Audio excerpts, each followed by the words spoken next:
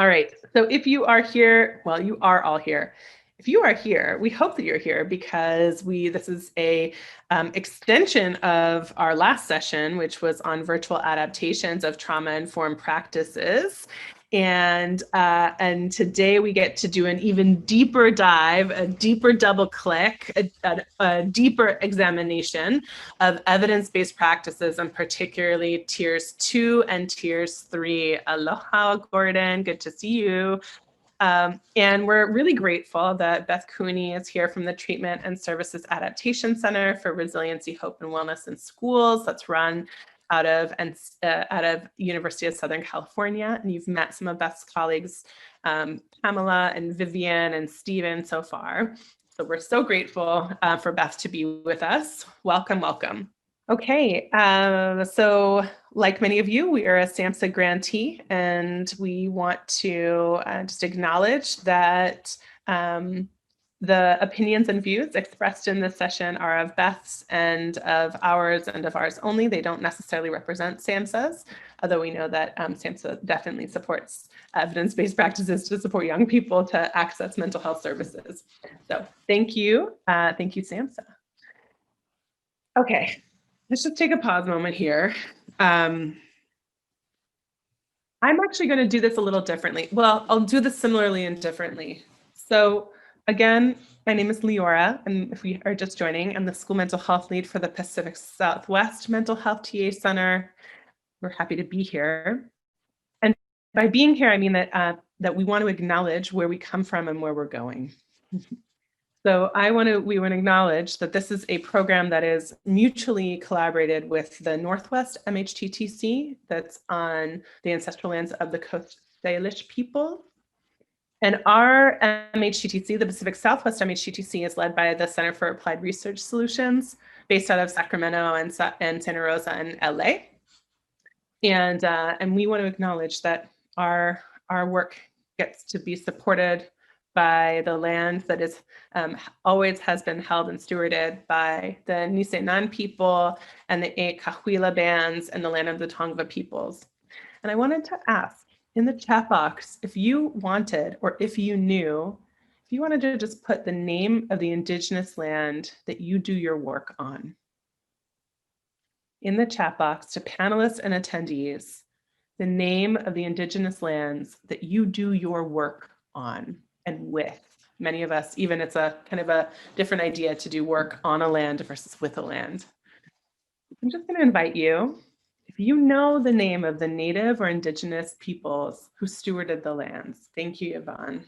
So the Commonwealth, the Northern Mariana Islands, Saipan, Tinean, I hope I'm pronouncing that right, and Rota. Sundance Network on Crow Reservation, Chamorros, and I'm going to move my mouse. Carolinians. I hope, again, Yvonne, you're going to have to at some point be able to unmute in a whole other life and teach us so that we can say the way that the names need to be said. Ohlone Land, beautiful. The entire state of Hawaii. Thank you. And so I invite you, if you don't know the name of the land that you live on, come from, occupy, whatever verb feels most resonant with you, to do some research and find out. So today we're talking about virtual adaptations of evidence-based practices. Thank you so much. Beautiful. Look at all this gorgeous, gorgeous, gorgeous acknowledgement is what I wanted to say. You know, we're talking about evidence-based practices and tier 2 and tier 3 in virtual worlds, and virtual can sometimes create the sense that we're all together, but we're also unrooted. So I just want to take a moment to remind us that we are rooted. We are connecting through computer screens or on the phone or on an app, but we are the connection between that thing and the people that we serve, and the land is who holds us all. Yeah. Thank you. Thank you, all of you, for being teachers in the chat box. Beth, I'm going to invite you to move forward. So speaking of land, again, this is the really lovely map of the MHTTC network. We were founded in 2018 by the Substance Abuse and Mental Health Administration to provide no-cost technical assistance. So that's coaching and training and workshops to support the school mental health and mental health workforce, build our skills and our knowledge and our leaderships to really do good by the people that we serve. And this whole program, whole series is put, again, like I said earlier, in collaboration. We're calling it the West Coast Party with the Northwest MHTTC that serves the peoples of Alaska, Oregon, Washington, and Idaho. I saw a lot of you in the chat box. Hello, hello. And we here in the Pacific Southwest Mental Health Technology Transfer Center, we serve the school mental health champions of the Pacific Islands. Jennifer just put in the chat box that the land and the oceans connect us all. And what a wonderful way to then say we serve folks in the Pacific Islands, in Hawaii, in California, Arizona, Nevada. And if you're not in those regions and you're with us today, that is all good too. We serve everyone. And if you're interested in getting to know your own regional center, let me know and I will connect you. We've got some time in between this program and our next module. I'll say that in a little bit. So we've got some time to really listen into you about how this work is sitting with you.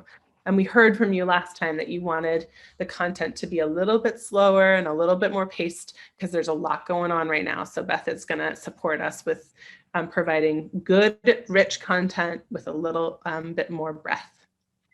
This series is based on, we'll go back one more second. This series is based on 3 fact sheets and 3 foundational webinars from last year. So if you haven't checked them out, please do. Now we can talk about where we are in the work. Okay, so I'm actually going to ask you in the chat box, if you have been with us for more than 5 sessions of this series, that's a lie, don't do that. I'm gonna ask you one more time. If you have been with us for 1 session already in this series, if you can put an asterisk in the chat box. You've been with us for 1 session. So it could have been with Susan, or it could have been with Steve or Pamela or Vivian. 1 session so far. Okay, cool. Great. Okay.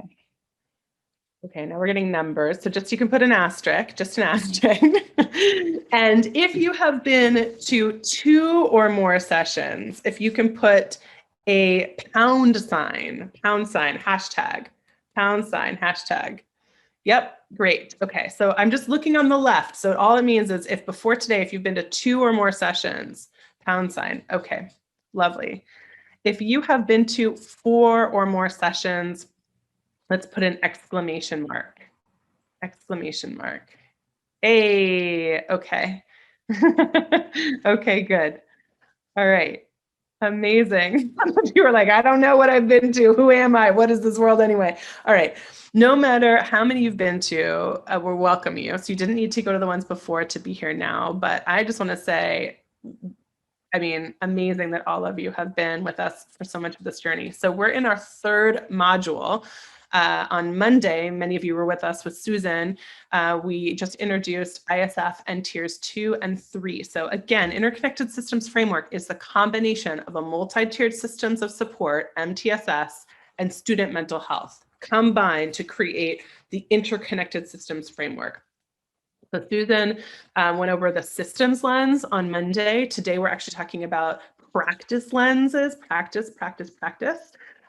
Virtual adaptations. And then in January, we'll come back together and we're going to talk about interconnected systems and framework and equity.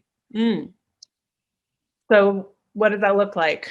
What is secondary traumatic stress for Black, Indigenous, and people of color educators? So educators who identify as folks who aren't white, what does that look like in the context of their well-being and secondary traumatic stress?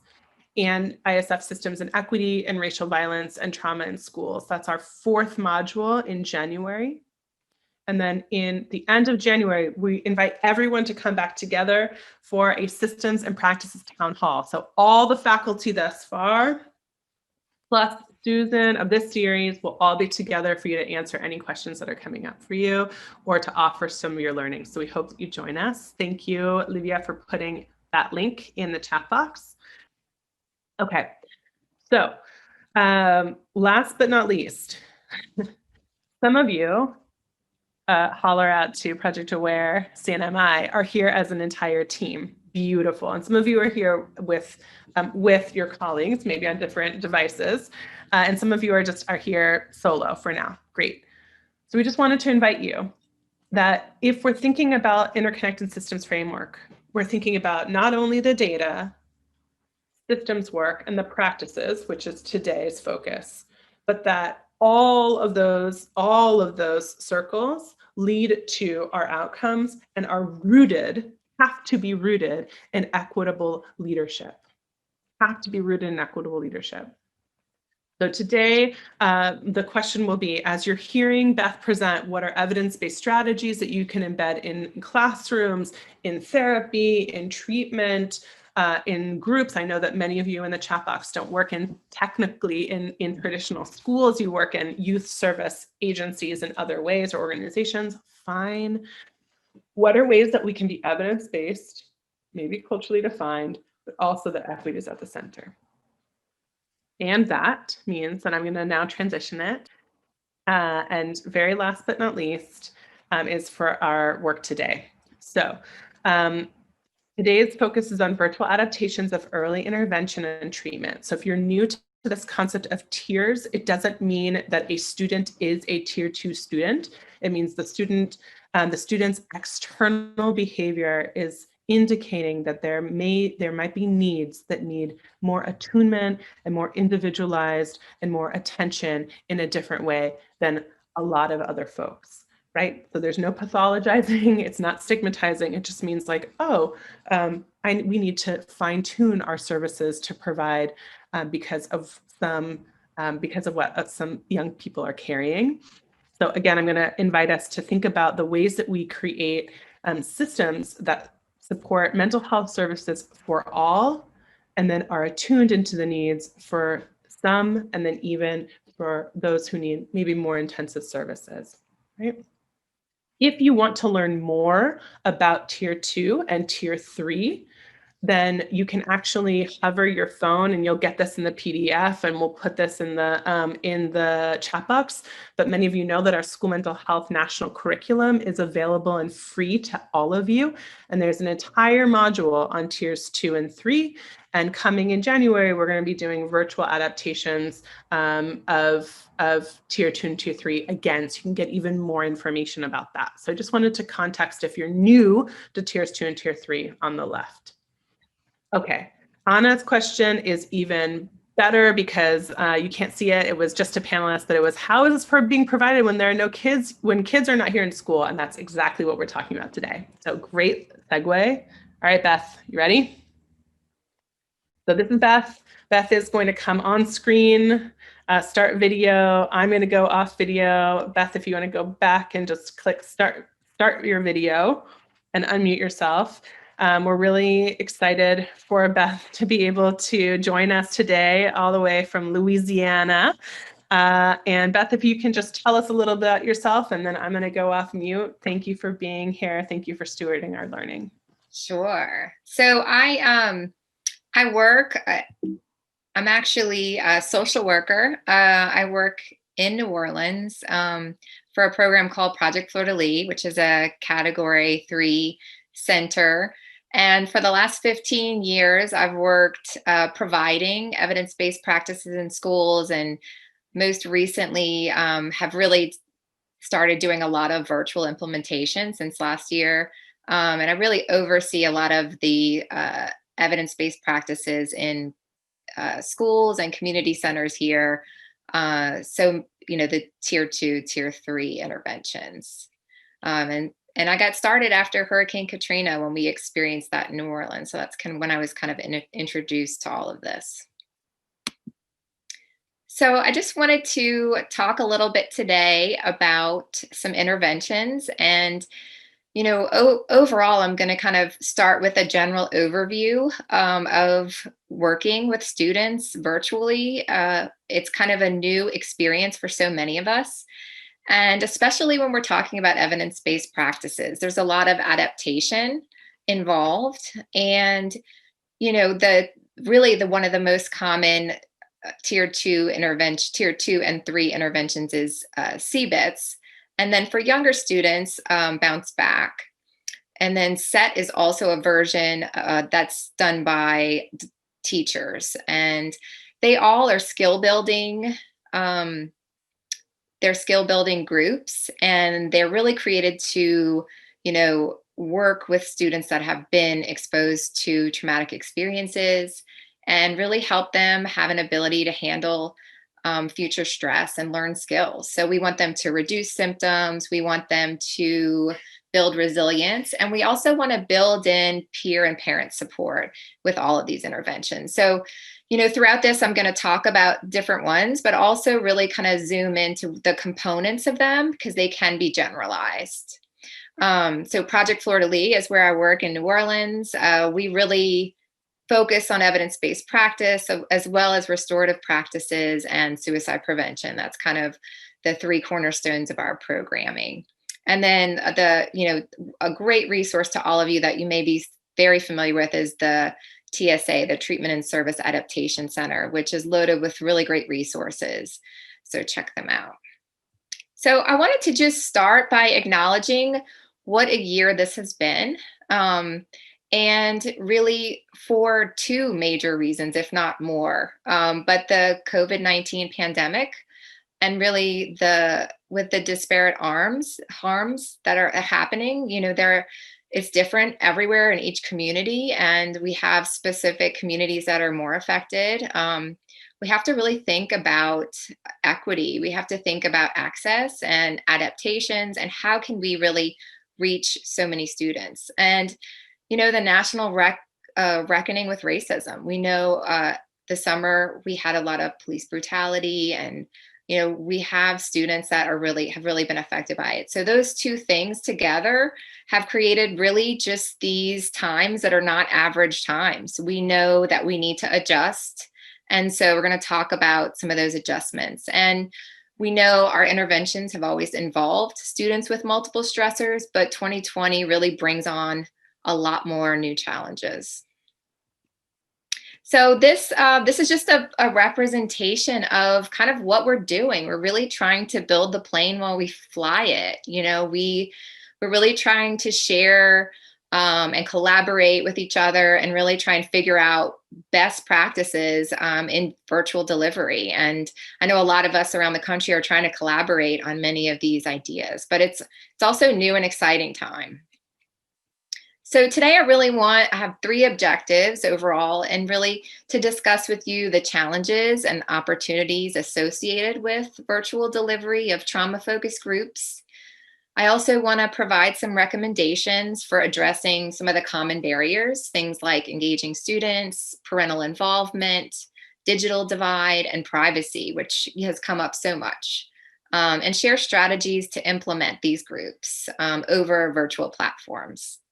And so we've been kind of working on the guidance for this since March, and have come up with some great ideas and just continue to evolve in the ideas of how to get these concepts across to kids and teens. So I want to just put it out there and see, thinking about CBITS and Bounce Back and really any any trauma-focused group that you may, how many of you are running these groups? And so I want to go ahead and start a poll. Thank you so much, Leora. So I wanted to just kind of, see how many of you are actually doing this right now and get an idea. So I'll give a minute. This is something that a lot of people are having to figure out, just how do we do this and how do I jump in? And there are many barriers that we're going to talk about, but there's also really a lot of opportunities. So I'm excited to be here today to talk about that and just see how many people. So we have about 50%. Just want to give a few more minutes and see before we publish it. Let's see, we got another minute here. Many people are using different platforms. Just to go over while we're waiting, CBITS is really meant for students who are in sixth grade up to high school. And, I kind of talked about how, we're really teaching a lot of skills and working through the trauma. And then Bounce Back is really focused on K through fifth grade. So if you're not familiar with both of those interventions, I'm going to be talking a lot about the components of those, as well as components that are really part of many trauma focused interventions, a lot of CBT, things like that. All right, so we have about 65%. And we can go ahead and publish it whenever you're ready, Leora. Okay, so it looks like we have about 13% of people. We have 31% that are planning on it, which is wonderful. And some of you haven't, and maybe you may change your mind after today. That's my hope. So I will go ahead and move forward. All right, so I just wanted to go ahead and talk about those challenges. So, equity and access has been such a big issue. We know we've had difficulty reaching students. This has affected communities all in different ways. We know that access to devices has been difficult, internet connections, and many districts have really found ways to combat this and try to connect with students. So, we're finding this is getting easier for many of our families, but this is always such a main issue. How do we reach students that don't have access? Also limited tech knowledge. So, for many of us, we're really trying to figure out how do we do these skills? How do we share the screen? How do we pull this up? How do we connect? So there's some limited tech knowledge. It's a new experience for so many clinicians. I know I was kind of thrown into it in March to just figure out. And so the more that you learn, the more you kind of get used to it, and it's a whole different skill. So we also know that many of our students will have a lack of access to the intervention materials. And how do we work around that? How do we think about that? Also, confidentiality and privacy when participating in remote groups. It's really a big issue. So on the other side of the coin, there are opportunities. So caregiver engagement is one, and this has been one of the most great gifts. I feel like this has happened for our groups in just having some kind of involvement in the screening, and we'll talk about that. And for our younger students, being able to access caregivers, maybe even a little more through just some different ways. So we're going to be talking about that. Also, we're giving students a way to connect with each other while they're feeling so isolated. So, I'm a huge fan of group therapy, and it feels different, but there is something about connecting on a deep level, having gone through something really stressful, and we still can create that for many of our students. And we know that there's actually opportunities for our teens to connect in a different way, maybe a way that we're not as comfortable with. But, sharing in a chat, just being able to type how you feel, maybe for some of our students, that's actually more comfortable. Being able to be at home and feeling that this layer of guard is already kind of peeled off because they're in the comfort of their own home. We're also able to see their home. They're able to share things, maybe even in their room or something around them. So there really is just this wonderful different access to our students that can really be great. So just thinking about leading a group, one of the biggest things that I think in this year and moving on to the next year with all of the challenges we have is to remember about how we can be flexible. So flexibility is important right now for all of us. So we want to acknowledge that it's really a new skill. It's going to feel very different. And different is okay, and that, you can have, when I started screening students this year, I kind of planned them. I'm just going to do this one. And then next I'm going to do this one, kind of plan them together. And what I learned is there's a big learning curve to try and get familiar with the tech and be able to have the students sign on and get used to it. So give yourself that time to space out your sessions, especially at first when you're getting to know it, and then also allow for breaks. it's hard to kind of sit all day. You need those breaks. It's a different feel. I was always so used to being in a school and going to get kids and coming, into a group room. And so this is just a whole different feel. And then just when you do something new, remember, you have to have time to reflect. How's it going? What do I need to shift and change and pivot when things aren't going as well? And your prep is going to take a little more time. You're going to have to figure out, okay, so how do I, adapt this, but, keep it the way it's supposed to be. And then one thing that I just want to stress is that setting the ground rules first is going to be so helpful. So starting the group off with saying, this is how we want it to be. This is what, these are the rules, and trying to start off on the right foot. So we're going to talk about some of those things. So just wanted you to share in the chat. How do you select students for virtual trauma-focused groups? We know this is different, school to school, district to district, even community agencies. This looks so much different. So there might be universal screening right now. We know it's hard to access our students, much harder than it used to be. And so if they are not in school, do we look for parent report? Do we ask teachers? How do we access our students? Those are all acceptable ways, really trying to find out what those ways are. Right, can share with each other. I think there's always different ways to access students, and we have a lot of people calling home and asking how are students doing. We know many of our students have lost loved ones, and that is something that we need to really think about. That can be different. Teacher referrals, somebody said. All right, so just to kind of do a little bit of an overview, it's really important that an informed consent via telehealth has some specific things. And so I'm just going to kind of go over these, and they're available to you in the slide. So we need to describe what intervention are we doing. We want to describe what telemental health looks like. We also need to really be transparent. What are the limitations of services and confidentiality? And then just talking about electronic communication, what kind of platform we use. I think the other thing that really is an important takeaway is that we need to know the location of the student. And as you go and you get comfortable doing groups and see them, you'll get used to their location and know where they are. But it's really important in the event of a crisis that you know exactly where the student is. So, are you home today? You want to have their emergency contacts. We want to have the address of the home.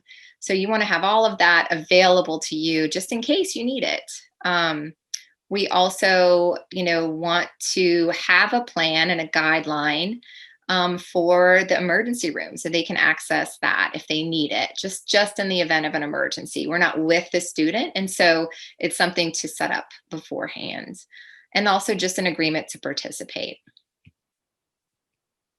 So virtual screening. And so just going to share some of my experiences. This is going to look different for depending on, where you work and the system for that. So, one thing that's interesting now is that consent forms can be electronic. And so we have a lot of schools that are now able to do this through things like DocuSign, and able to just have parents sign that way. And it can be more successful that way. We've seen a lot of the access increased to getting the forms back. Also calling the caregiver. So, just the idea of, let me establish this connection before I'm doing the screening at home, let them know the process, and then really check in and see, what was their experience with COVID so far. And, say, I'm going to do this screening. It would be great to have a private space. This is what it's about. And then including the caregiver in the screening. And this has been such a gift. I have been able to, especially with some younger students, have the caregiver with them. And I just never had that experience in all the groups that I've been running. And so it's been really nice to have that option. And it's not always the best option, but I think that's when the flexibility comes in. What kind of feeling are you getting with the caregiver? Do I need to say, okay, now it's time to meet with the student if I get a feeling that they're going to say, things that maybe are too much in front of the student? But I've had some really great experiences and felt really connected with caregivers in a way that I've never had before. And then they felt more comfortable with me meeting with their child. So you want to get used to that audio and video, and then really think about a safe word or signal for privacy. So in all of my groups, or even in my individual sessions, I'll make sure we have a signal. And then if somebody walks in the room, they might go like this, or, we all figure that out together, and we make sure that signal is important for privacy. So in the virtual screening, these are just some additional questions to think about.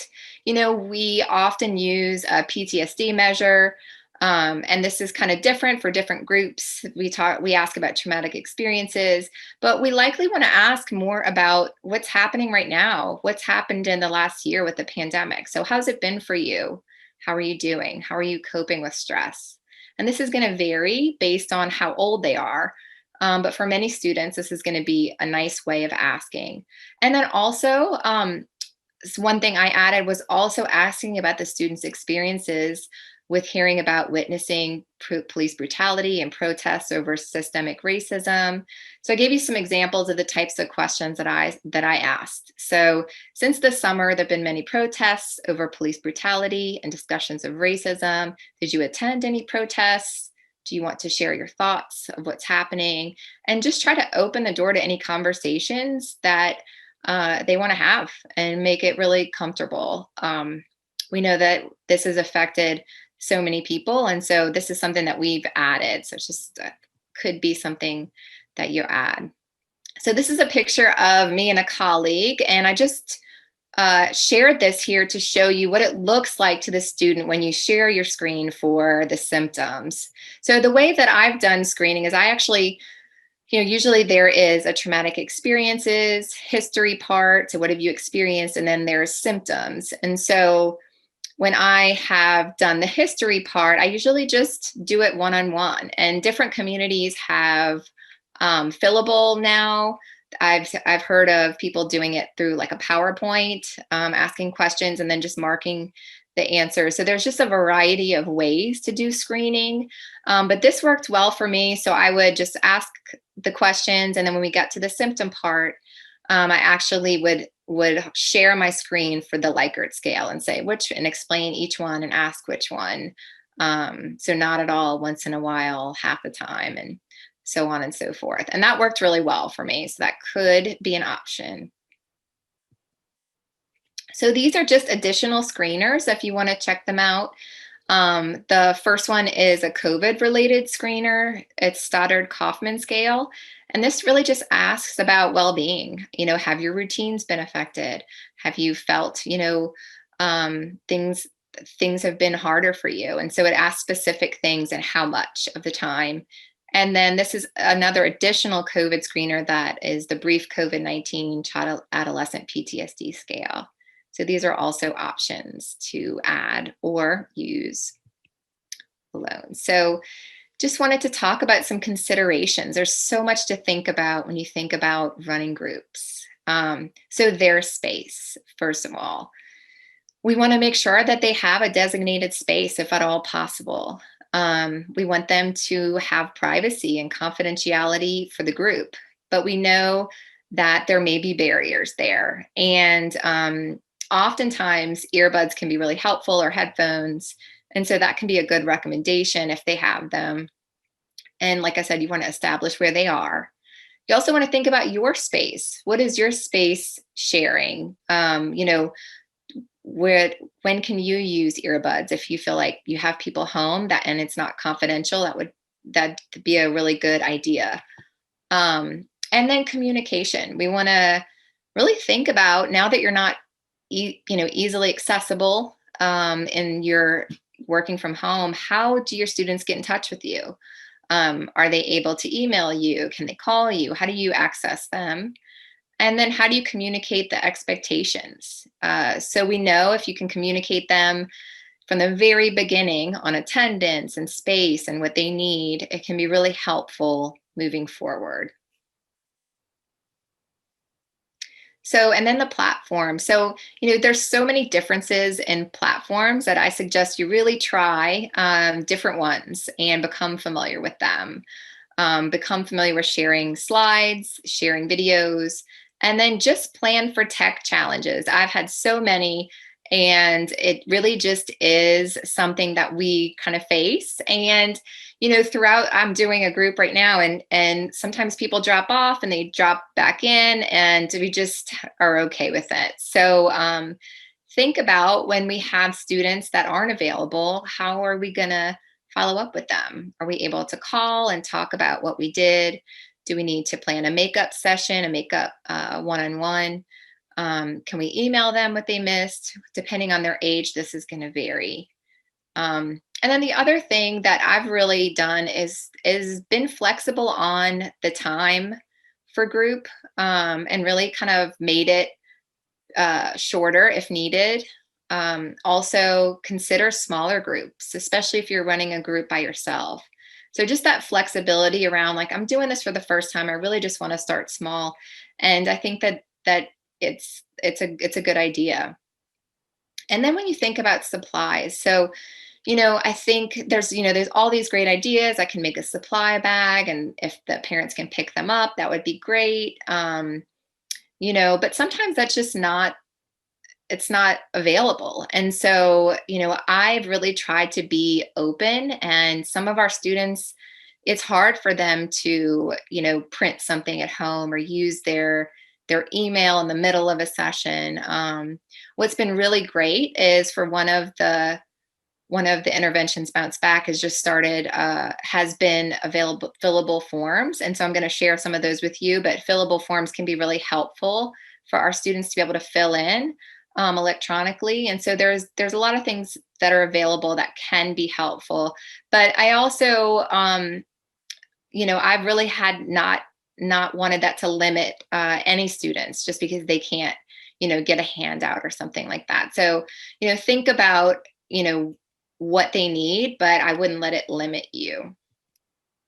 So this is an example of a slide that I did that has a goal worksheet, and I just attached some emojis to it so I could kind of make it come alive. And so, at the end of the sessions, talking about, this is actually a CBITS session 1 handout, if any of y'all are familiar with it.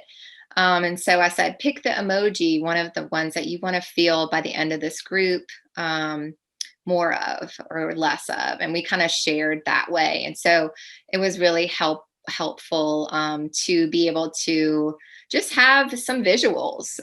So that's just an example, and I'll show you some more as we kind of go along. So thinking about behavior management, this is going to be a little bit different. So, oftentimes you're going to have to think about, how long am I going to wait to start if I don't have all my participants? We really have to set phone rules, and it's really great to do that in the beginning. Thinking about, no, you cannot record anything in the group. That's something that we take very seriously. We're not using our phone. And just incorporate some ways to keep the energy up. So we want to plan activities, especially for our younger students. How can we end with some fun, right? What are those things that really are going to excite our students to be engaged? And then thinking about the virtual lessons, some ways to enhance that is thinking about, how can we stay true to the model, but really get creative about the content? Can we add videos? Can we add slides? We have some virtual Bitmoji rooms that we can share. And so really just thinking about how, if we do share our slides, we can engage all the students. So I'll kind of show you how I've done that as we go along. So one method that can be helpful is the idea of a virtual circle. And so a virtual circle is just the idea that when you have a prompt, that if you go in alphabetical order, you will know when you're coming next. So, especially our older students, they could get used to this. So as you go, if you're going in alphabetical order, then they'll know that it's coming. You could go in reverse. We'll talk about the types of check-ins that I'm talking about, just kind of creating that natural circle that, everyone gets a chance. You can also have a talking piece. They can choose their own talking piece, and we can incorporate those features that are on the platform. So raise hand. My newest favorite is the little heart.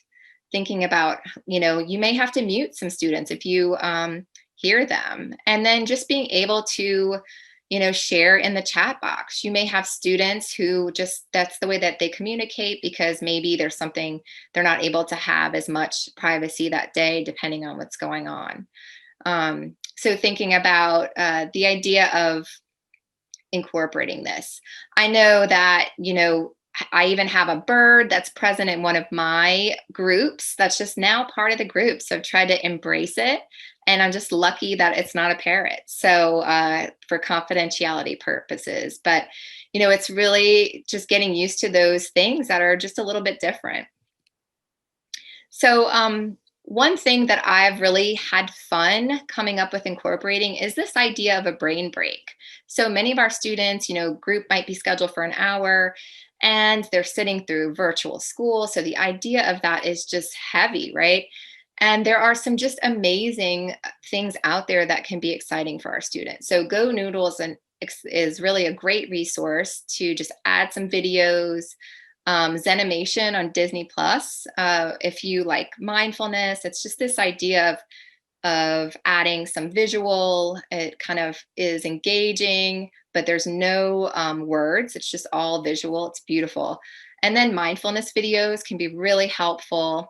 Other ideas might be a stretch break, a 5-minute breakout room, chat break for our older students. And then this idea of scavenger hunt. So, all right, guys, we're all here. Let's everyone go get something out of their room that really makes them happy. And we're going to share that or something like that. So thinking about how can I get some movement, maybe especially if the group falls at a time where they're going straight from class.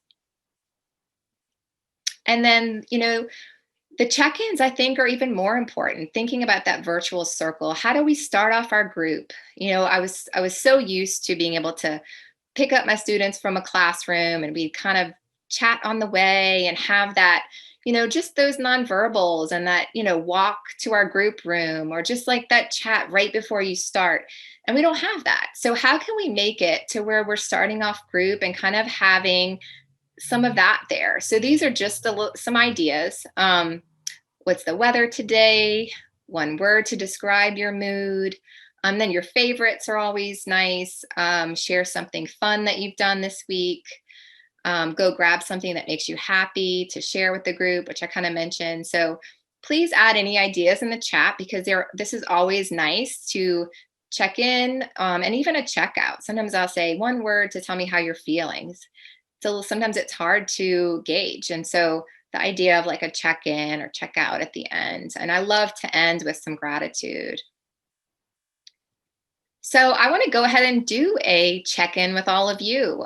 So think about what landscape best describes how you're feeling right now. So take a look.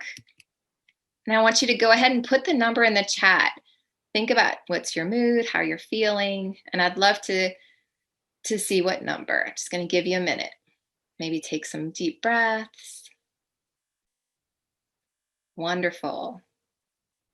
And so, asking a question like this can really help you gauge how are your students doing. They're all different landscapes, and I'm seeing such a variety of numbers. And whatever it is, whatever they're feeling, obviously is okay. It's just a different way to kind of check in. Thank you so much for sharing. All right, so I wanted to go ahead and get into the different components. And I'm just going to kind of go over a few just to kind of get a feel for kind of what we're talking about here. So common reactions. We know this is a big part of trauma groups. We talk about normalizing those stress responses. So ways to make this kind of come alive in these virtual settings. So share a handout through email. On the right here, you can see that's kind of what a fillable form looks like from Bounce Back. Thinking about how our students can check those off. You could even show those and have them write them down. They could share what one common reaction.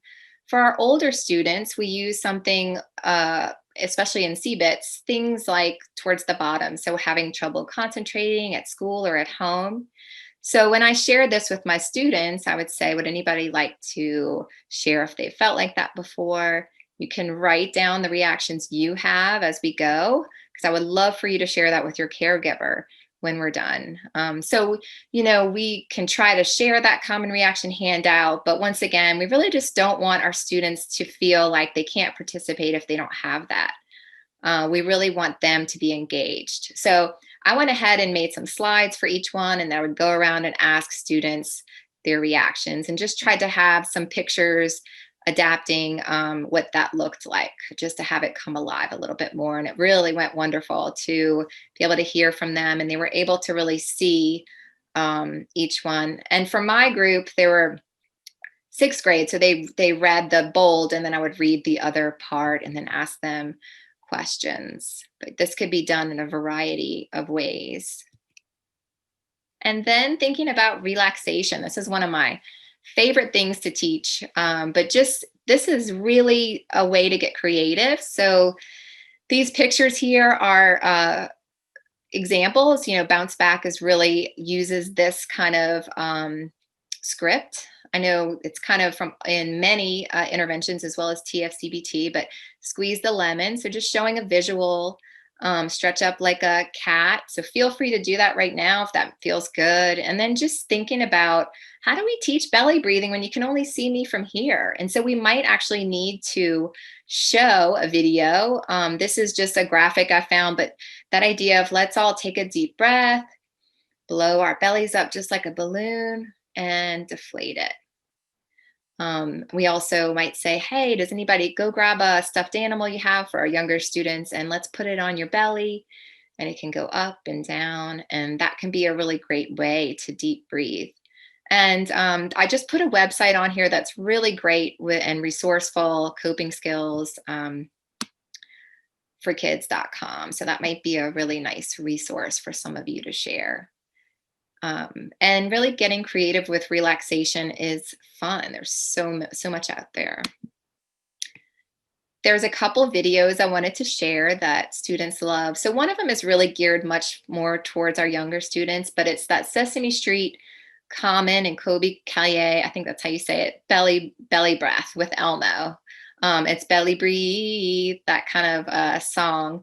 And it just kind of brings up some energy for our younger students. They can kind of have fun with the idea of belly breathing.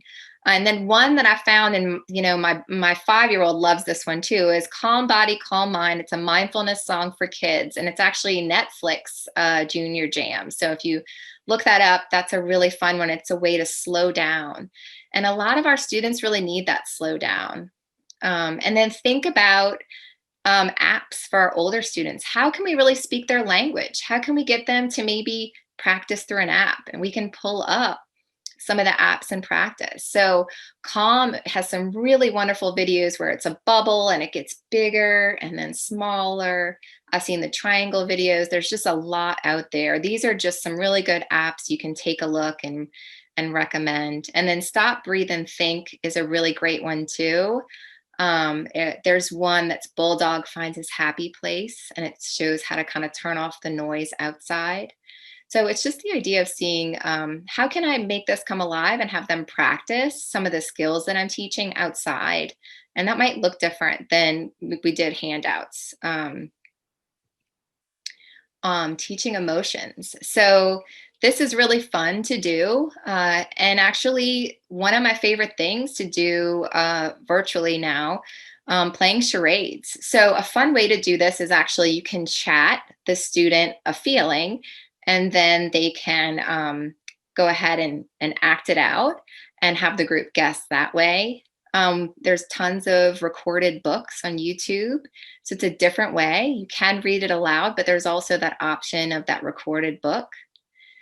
There's tons of pictures and posters to incorporate emojis. Our students love those emojis. And then just using that visual of that feeling thermometer. So being able to explain it and have it come Just like they would have it on the handout, you can have it on the screen.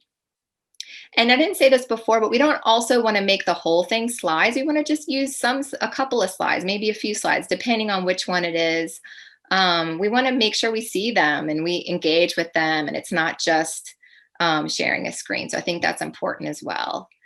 One really great video that I found that's about anxiety is called Fight, Flight, Freeze. It's a guide to anxiety for kids. It's on YouTube. And I don't know about y'all, but I'm always looking for a really good video that explains the concept of what happens to our body. And this is really concise and great for younger students. So this is all kind of for our younger students here. That's what the video looks like. And then what about the feelings in the body? So we know we all have feelings in the body. And a way that we can incorporate things here is actually using the drawing function. So you have to kind of play around with this before, but it's not as challenging as it looks. So there's a drawing function on your computer and there's different colored pens. And so think about headaches, just kind of being able to draw. Heart beating fast, stomach ache, what that might look like. So really engaging them. So, what happens in your body? And if somebody says headache, being able to draw it. You could also have them use their own whiteboard or have them draw a body and fill it in. So there's just lots of different options to incorporate this way. And then one thing that we always talk about with CBT is that idea of the cognitive triangle. So helpful thoughts. So drawing the triangle, the thought bubble, the courage card here. So they might not have access to the courage card. They might not have access to the triangle. So let's get them to draw it. And we know that actually is really good for them. It accesses a different part of their brain. Let's all draw the triangle. Let me show you a picture. What's in the thought bubble? Everybody draw a thought bubble and think of a helpful thought. So this example here is straight from Bounce Back, playing a video game, and there's two people. There's one person who loves the video game and one person who's never played it before. And what's their triangle look like? So it's just a visual of teaching it. Also their courage card. They could just draw their own courage card. We could have them draw it from home if they need to, if they don't have access to one. So just really being flexible in that way, especially with our younger students. We might have to really show them how to spell it, but those are things that we can kind of work around. And what about for our older students? So those of you that are familiar with CBITS, we use the term hot seat thought, so helpful other thought. So I just kind of created a hot seat. And so you can take turns with students in the hot seat and have them think about, so what's in your thought bubble for this example? And we're really, I think it's great to use relevant examples. So things like, I'll never go back to school. So that might be an unhelpful thought. Think about what might be a helpful thought for that. So just trying to talk about what you think affects how you feel and what you do, and thinking about how do we make that info kind of come alive. So we can put in the chat, can everybody share a helpful thought for this example? Might just look different when you're practicing the hot seat, but we can still engage them. And then real life exposure. So we know there's parts in both Bounce Back and CBITS where we really have to practice what's hard for us. So think about, what's a good example? How can I visually show that? There's a really great fillable worksheet that you could pull up from Bounce Back and really fill in the ladder when you're doing an example. But what's wonderful is a ladder is so easy to draw. Everybody draw your ladder? Tell me what's at the top. So in that case, they really just need a pen and a piece of paper, sharing together and creating the ladder and talking about where are you on your feeling thermometer. And then something that could be really fun is creating a coping skills box. So what do you have at home that helps with thought, with distraction?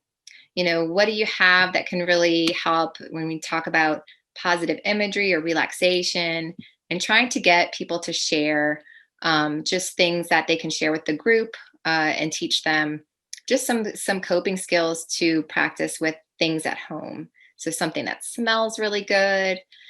something that makes them feel good, maybe something soft. So having them at home, they can really access some things and kind of share them with the group if it's helpful. And then one thing that's really come up a whole lot, and we're going to really learn a lot more about this as this year kind of comes along, but many students will be ready to engage in the trauma narrative. We know there are still things happening in the community for our students. We want to consider the COVID-19 stressors and anything additional. And it might be contraindicated for our students. We know there are students that maybe have ongoing trauma. They may have a real lack of privacy that indicates that they can't engage. They may have a lack of parent and family support, which would really make the narrative difficult, especially for our young students, where they're likely need to be a big part of it. So ultimately, we're going to learn more about this in the months to come, but it's a judgment call. So thinking about the trauma narrative that we are doing it. In many of the groups in New Orleans, but there are some good guidelines to think about. So considerations, having the caregiver at home is something that you can call ahead. We have students that, they're at home doing virtual, their parents are working, they have access to them, they're older students. And so thinking about scheduling it when they're home for sure, reviewing the screener prior to make sure you're ready and having that counseling worksheet. But it can work really well just, talking about it, maybe sharing the feeling thermometer as you go and gauging how they're doing as they go. And you've kind of built some rapport, so you have a feel for them, as you're going. So we want to explain to the caregiver the importance of the privacy and emotional impact that this can have.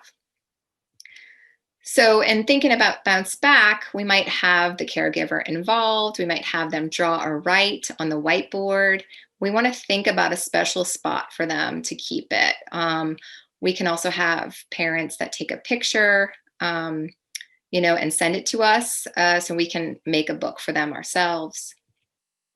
So the younger students can really have their caregiver help them create a story, maybe have shorter sessions. And I'm kind of moving through these quickly because we don't have too much longer, but just some strategies for problem solving, thinking about the whiteboard, writing on the slides, using breakout rooms for pros and cons. This is a bounce back group. So pick an action here. So what's a courage thought for if you get a test grade back and you got a bad grade? Show me what you would do to relax, and just kind of incorporating that. This is a fillable worksheet for who's on your team. And then these are just a couple of resources to wrap it up that we've come up with that have been really fun. So this is a virtual Bitmoji room for Bounce Back. And so I'm not going to go through the scavenger hunt, but you start it and you kind of find the clues. And then at the end, you look for the treasure, and then you find the treasure. And it's really just a video, a fun video. So we usually just use something like that. And this is a fun Jeopardy game for CBITS that you can create. This is a CBITS room I created here. The bounce back room. These are just fun things to think about. How can we make this engaging? We want to make sure we support caregivers and explore what are some new ways we can engage them. Do we have our caregiver meeting through Zoom, or another platform? How can we share resources for them? And then most importantly, and kind of where I want to just stress, is thinking about, the virtual work, thinking about doing this virtual work and how you're also experiencing really heavy things yourself. And, you want to reflect on that, make sure you're in a good space before you start group. You may consider like a calm exercise to settle yourself, thinking about creative ideas to problem solve.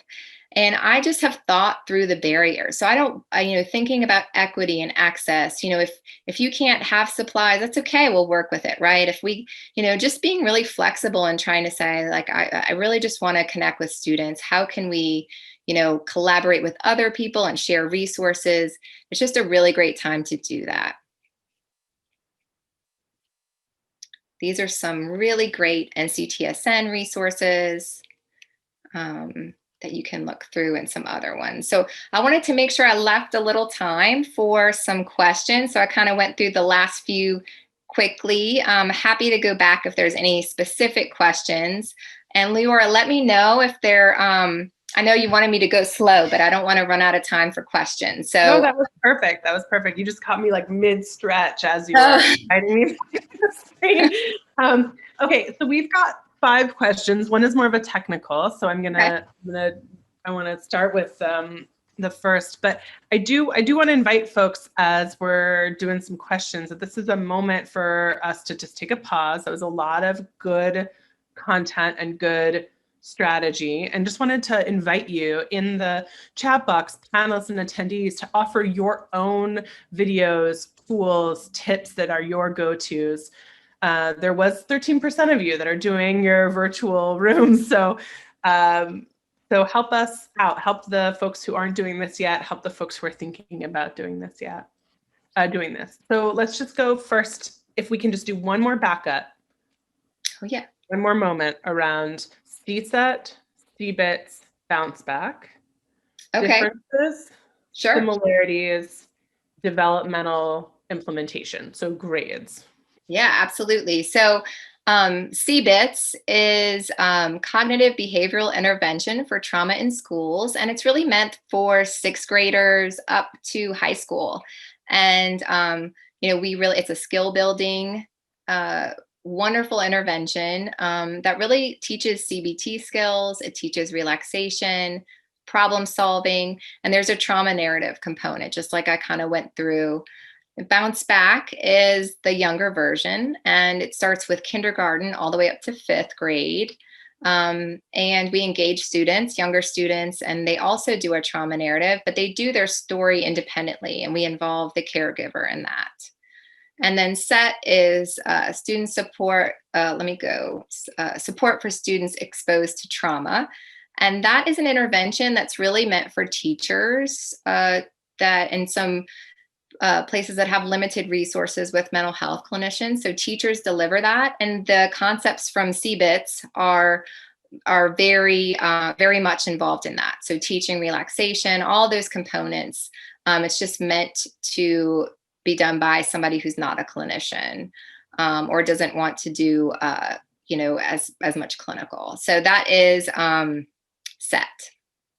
And, there are many, many folks who on this call, I know from knowing them and knowing what folks put in the intro, who have more of a leadership role at districts or counties or who are student supports. And so I'm wondering, in thinking about Bounce Back, SET, CBITS, what are some of your advice points if you are interested in approaching and adopting and implementing one of those evidence-based practices for students who need Tier 2 supports in this virtual time? Like, what do we need to consider as leaders?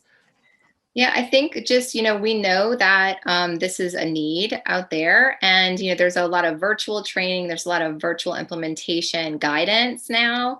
And so we know that mental health needs are just getting bigger. And so it's a way to, can check out these websites, cbitsprogram.org, bouncebackprogram.org. They're all here. Trauma Aware Schools has some really great resources on there as well. And, just know that it's really a skill building intervention. And, there are a lot of students that would really benefit depending on anything they've been through. So we have students that have had loss. Traumatic grief is often a part of it. We have students that may have traumas, such as being in a car accident. It could be a variety of things, sometimes medical treatment, but we know there's a lot of loss due to COVID. And so we could actually make groups more homogenous around that even.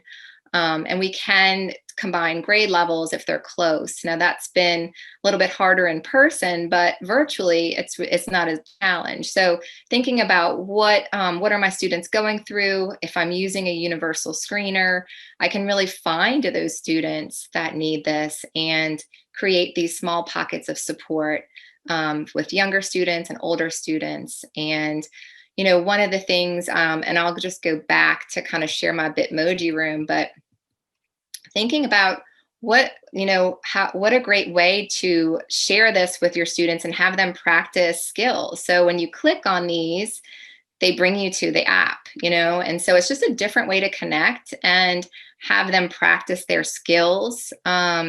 So practicing relaxation by clicking on it, trying to remember that way. So, just bringing about some innovation into the old tried and true group therapy. And so I think this has been a really great experience. And I think it just offers, to think about these resources, it just offers another way to deliver these really well-researched interventions to the community in a different way and through schools. Yeah. The piece that I'm hearing from you, Beth, also is a reminder that the way that we tier student services is flexible and adaptable to the need. Meaning, if we know, so I'm just going to speak personally, there were 44 deaths alone today in Los Angeles County, right? Our county's having a surge. So if we know that it is very likely that this experience of loss might be universal, it's interesting because then it actually invites us to rethink it as a tier 1, that everyone is invited to groups. And then there actually might even be able to be a tier 2 for types of loss that might be more acute or more traumatic. So it's just a way for us as a community right now to remember that the pyramid is not, the pyramid is just a framework for us to move experiences dynamically when experiences are held for more, and then some, and then a few. Does that resonate? Absolutely. And that's exactly what we've been talking about in the mental health community here. We have so many students now that really, they need this. And then, thinking about us, as professionals and just being a part of this. So absolutely. It all looks different now with the tiers. So let's talk about, Jennifer's got a question around a template. So do you have a template? Is there a template that you have a go-to for informed consent for bounce back and set groups? Or is there a way that we can get that to folks? Sure. You can email me. I'll go back. I do have one that we use. That's just a sample, but it includes those types, the things that I listed. And so I can, I can share. I really probably need to put it on like a discussion board, but is there a specific one, CBITS or Bounce Back? Because I'm going to ask Jennifer. Maybe Jennifer, in the chat box, you can write which templates would be. Yeah, you can email me, Jennifer. Feel free to. Great. Yeah. Okay, then we've got a couple questions that are interested in accessing your Google Classroom, so your Bitmoji live slides. So we will be posting your PDF, but would you be open to us sending out the live slide in a follow-up? Absolutely. Great. So yeah, and occasionally the links change. So just to put my disclaimer on that, there's sometimes I go back and they don't work, but all the books and things like that should be able to click on and they play, which is just so amazing. So it's been really fun to create. And now we're just trying to even create it for more interventions. And I have a lot of help from our interns at Project Fleur de Lis. We had one particular help me with the scavenger hunt, which has been really fun to do. So we're just trying to make some of the go ahead. Sorry, I want to connect those of you who I want to bridge curriculum and instruction and student support services. So as a former project-based learning coach, my recommendation also is why don't you, let's actually make this a a activity for young people to create for themselves, so that they're setting up their own Google Classroom, they're sourcing out, they've got to make decisions about what's a culturally responsive, evidence-based practice, what fits for them. There's actually a way for us, instead of creating for students, to actually partner with young people for them to make meaning of resources that meet their needs, and then co-construct their own resource together, right? That's like, Love that so much. yeah. And you can even do it, of course, many of you work in districts across the span. So what if that is like an 11th grade assignment, and their client is a 4th grade student, and so they have to interview their 4th grade student? Do you see where I'm, so there's like ways to creatively set up the work so that young people are actually actively engaged in their own resourcing. Yeah, and this is their world that they live in. They have so much to teach us. I can't even tell you. I shared at first my bounce back room with my 5-year-old, and he clicked around. And I was just trying to see, can he do this if I sent this home for homework? And no problem, right? It's, it's just a different time. So there, a lot of times they know more than us. So yeah. Yep. Okay. A couple more questions, Beth. So we've got one question on from Allison. I might need help, Allison, in the chat box, help with your question. So there's, do you have lessons that are already on a platform, resources that are ready online that folks could use in implementation? So we are working on that. And so I know that the fillable bounce back forms are going to be available. And there are many people across the country that are trying to create these things. And so we're kind of working on that. And so bear with us with some of that. So a lot of the stuff I've created, I'm happy to share. But I know we don't have anything packaged and ready to share yet. It's really just trying to go with the lessons and just have them come alive and get creative with it. Yep. All right. So the answer is stay tuned, or let's all create it together, right? Yes. For one another. Okay. 2 more. Sure. Yvonne, is there a digital format for virtual sessions out there, or should we create our own? So I have been creating my own. And so I guess that's kind of the same thing, as just a lot of the content just trying to bring alive.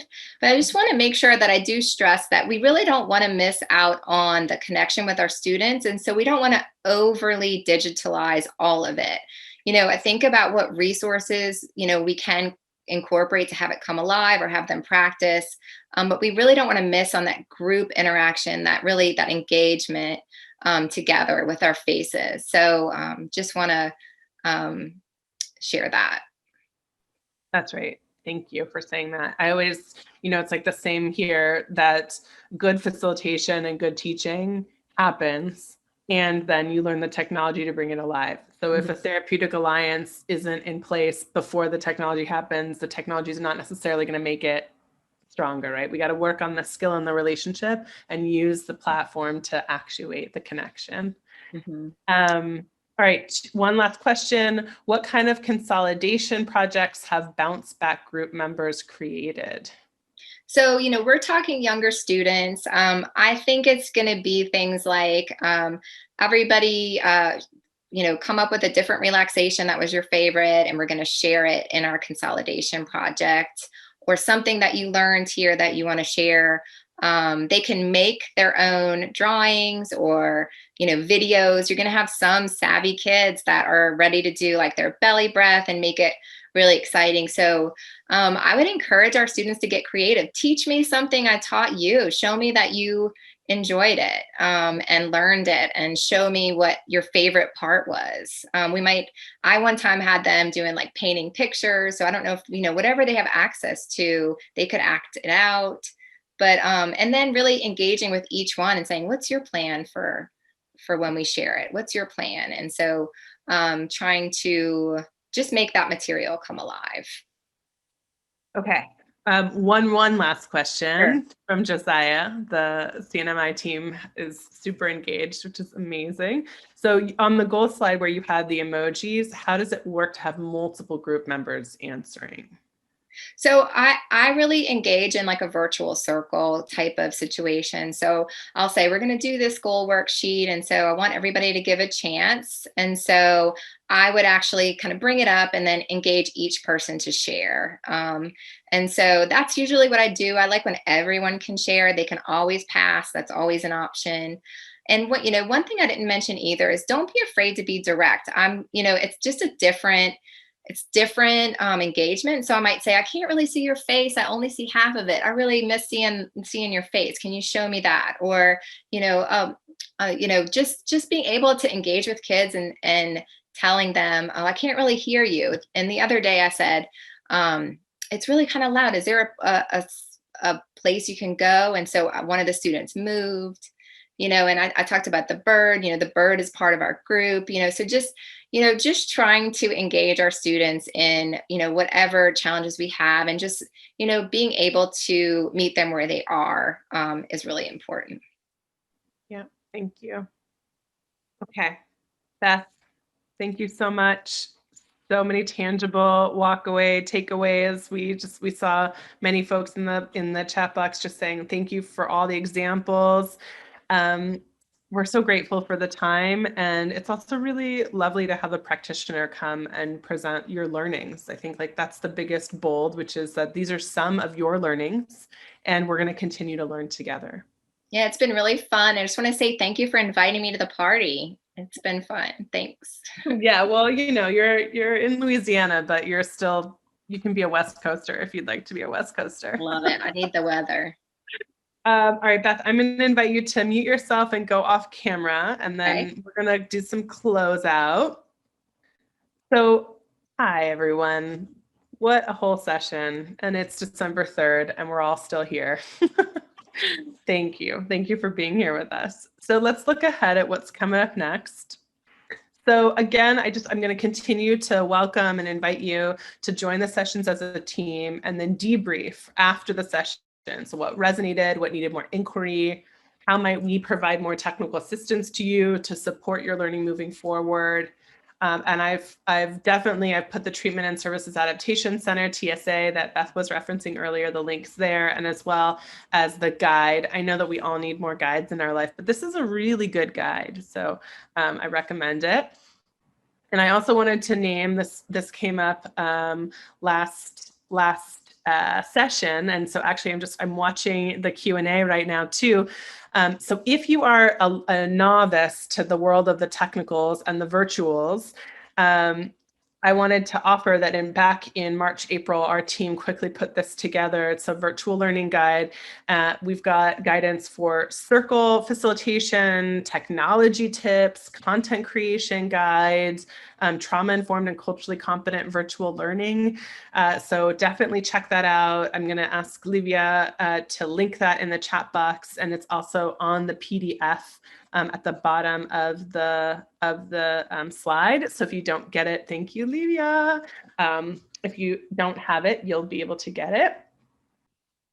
Okay, so as I mentioned, we're going to have a little bit of a pause between now and January, which also means that if you are in the Northwest or the Pacific Southwest, and you'd like to have a facilitated conversation with your team about your learnings thus far, please let your MHTTC know. That's me or Kelsey, Megan, Livia. We're here for you. Come back in January for our module on ISF and equity, and then definitely come back for a town hall because we want to hear what have been all your learnings thus far. All right. Many of you know we're in the middle of a trauma-informed suicide prevention school district, county, and state systems leadership series led by our colleague Angela Castellanos and team. We just had the first session this Monday, but we've got another session this last Tuesday. But we have another session coming up Monday and then the Monday after. So please join us for that. And of course, the second Wednesday of every month, Oriana Iles leads us in Mental Health Wellness Wednesday. This is open to any of you, even if you're not in our region. So those are two upcoming events that are present, and we will definitely follow up with more soon. And then last but not least, there's a couple resources. You may know this already. You may have this saved in your tabs. but the whole MHTTC network has a COVID-19 grief, loss, and bereavement hub. So and that's general, it's not just for school mental health, but general mental health, any events or resources that are going on to support us to become more grief sensitive and attuned in our workforce development, that's up there. And then of course we have a COVID-19 school mental health resources hub too, nationwide. So those are 2 national resource hubs from all of us at the MHTTC network for your own learning. And as if you want to get any of our webinars whatsoever, this is you can get the link of all of our webinars, and you can always, of course, just email us, either one of our centers, and we'll get you what you need. All right. Yes. Great. So Whitney, if we can actually get, Livia, if you can make sure to answer in the chat box, if you can put the link of where every single webinar from this series has been recorded, that would be really helpful. I know myself, when I'm watching webinars, I'm like learning, I'm listening once, and then I need to listen again and one more time for the learning to really integrate. So this is our contact information. If you need anything, let us know. And of course, the Northwest contact information. Thank you, Livia. So Whitney, just right below all the bit.ly, that's the link for all of the recordings. Give us about a week and we'll have this one up. Give us a little bit of time. And I am going to invite you in the chat box to take a luscious minute, 2 minutes, to put in the chat box to panelists and attendees one takeaway that you're walking away with. It could be a tool, it could be an idea, it could be a resource. Someone just offered us flocabulary, which is a great word. I'm going to try and use it as much as possible. I'm going to wait till I see a couple and then we can get going. Okay, ideas for strategies on engaging students. Bitmojis, Bitmoji Classroom. We need a bird when we roll out our evidence-based sessions.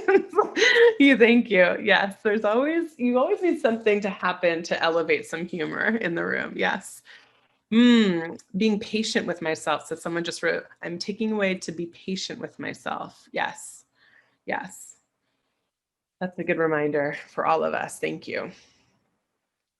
Learn about the clickable classrooms. Yep, so that's the Google Classroom, the Google Classroom slide, and actually the hot seat. Excellent. So Josiah, I was about to say, I'm about to go to my own session. There's an amazing series happening in a couple minutes by Prentice Hemphill and Adrienne Marie Brown on survivor healing, and they created a healing space for all participants, for us as adults, with a Google Classroom. So great reflection. Okay, start slow and small. Slow and small, incorporating strategies into the larger outcomes we desire for students. Bounce back fillable worksheet now available. Brain breaks, we could even say brain and body breaks. Include students in honoring diversity and needs. Bulldog finding his happy place. Calm. Do a couple more. Okay. On behalf of the Northwest and Pacific Southwest Mental Health Technology Transfer Center, we are so grateful that you continue to join us, or that you just joined us today. A big thank you to Beth. A huge thank you to Livia for supporting technology. I want to wish you the next 5 minutes to be full of happiness, filling out our evaluation and letting us know how we can support your continued learning. And most importantly, and most fundamentally, we want you to know that you are doing your best in a really hard time. So thank you for being open to stretching yourself, becoming neuroplastic in your skill sets, being compassionate, starting slow and steady, and know that we are here to support you. You're not alone in this whole complicated, wild world. And then the most importantly is that we hope that you and your loved ones stay healthy and stay held. We will see you in January. Thank you. Have a good evening, night, or day, wherever you are.